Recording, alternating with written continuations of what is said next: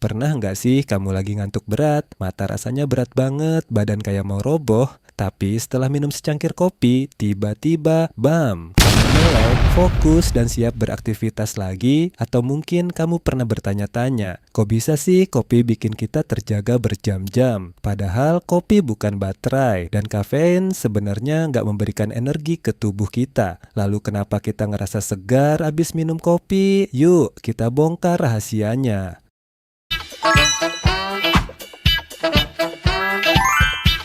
Kali ini kita bakal bahas salah satu zat paling populer di dunia, kafein. Kopi, teh, minuman energi, bahkan coklat, semuanya mengandung kafein. Tapi tahukah kamu cara kerja kafein di dalam tubuh itu super unik? Dan setelah tahu rahasianya, mungkin pandanganmu tentang secangkir kopi bakal berubah. Sebelum kita ngomongin kafein, kita harus paham dulu, kenapa sih kita bisa ngantuk? Bayangkan otak kita kayak baterai ponsel. Semakin lama dipakai, semakin habis dayanya. Nah, saat kita beraktivitas sepanjang hari, berpikir, bergerak, bahkan cuma duduk, otak kita memproduksi zat bernama adenosin. Adenosin ini bisa dianggap kayak indikator kelelahan. Semakin lama kita terjaga, semakin banyak adenosin yang menumpuk di otak. Ketika kadar adenosin cukup tinggi, dia bakal menempel di reseptor adenosin, seperti kunci masuk ke lubangnya, dan mengirimkan sinyal ke otak.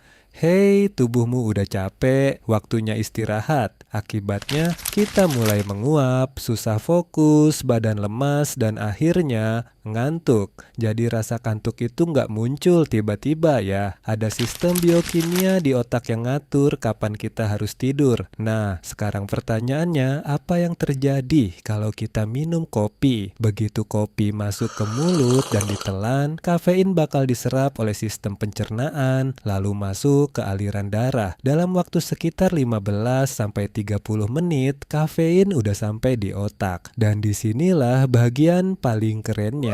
Ternyata bentuk molekul kafein itu sangat mirip dengan adenosin. Saking miripnya, kafein bisa menipu otak. Bayangkan reseptor adenosin itu kayak tempat parkir. Biasanya tempat parkir itu diisi sama adenosin yang mau ngirim sinyal kantuk. Tapi kalau kafein datang lebih dulu, brum, dia langsung ambil tempat parkir itu. Akibatnya adenosin nggak bisa menempel. Sinyal kantuk pun terblokir. Otak kita nggak terima pesan bahwa tubuh lagi capek.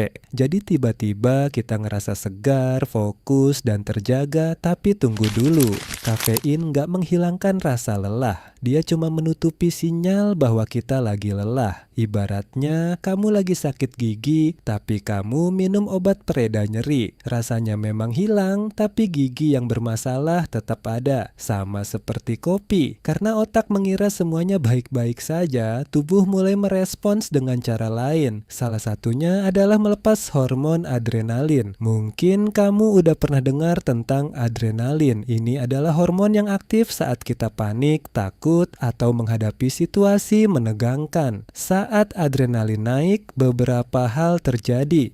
Detak jantung jadi lebih cepat, kita jadi lebih waspada, fokus meningkat, reaksi tubuh jadi lebih sigap. Itulah kenapa setelah minum kopi kita sering merasa lebih produktif. Selain itu, kafein juga meningkatkan pelepasan dopamin, yaitu zat kimia di otak yang berhubungan dengan rasa senang dan motivasi. Jadi nggak cuma lebih fokus, kita juga jadi lebih bersemangat untuk ngerjain sesuatu. Makanya banyak orang bilang, kopi itu mood booster. Tapi ada satu hal penting yang harus kamu ingat. Kafein bukanlah sumber energi. Bayangkan kamu lagi nyetir mobil, lampu indikator bensin nyala karena bensin hampir habis. Terus kamu tutup lampu, itu pakai stiker hitam. Lampunya nggak kelihatan lagi, tapi bensinnya tetap hampir habis. Kurang lebih seperti itulah cara kerja kafein. Dia menyembunyikan sinyal kelelahan, tapi tubuh kita tetap butuh istirahat. Jadi, kalau kamu terus-terusan ngandalin kopi tanpa tidur cukup, suatu saat tubuhmu bakal crash. crash. Dan percayalah, jatuhnya lebih keras daripada kalau kamu istirahat teratur. Pernah nggak kamu lihat temanmu minum kopi malam-malam, terus dia bisa tidur nyenyak, sementara kamu sekali nyeruput kopi di sore hari, udah pasti bergadang sampai subuh. Kenapa beda? Jawabannya ada di genetika. Setiap orang memiliki kemampuan berbeda dalam memecah kafein di dalam hati. Ada yang cepat, ada yang lambat. Rata-rata, waktu paruh kafein itu sekitar 5-6 jam. Artinya, setengah dari kafein yang kamu minum masih ada di tubuhmu setelah 5-6 jam. Jadi kalau kamu minum kopi jam 6 sore, masih ada sisa kafein yang aktif sampai tengah malam. Dan satu hal lagi, kalau kamu minum kopi setiap hari, otakmu bakal beradaptasi.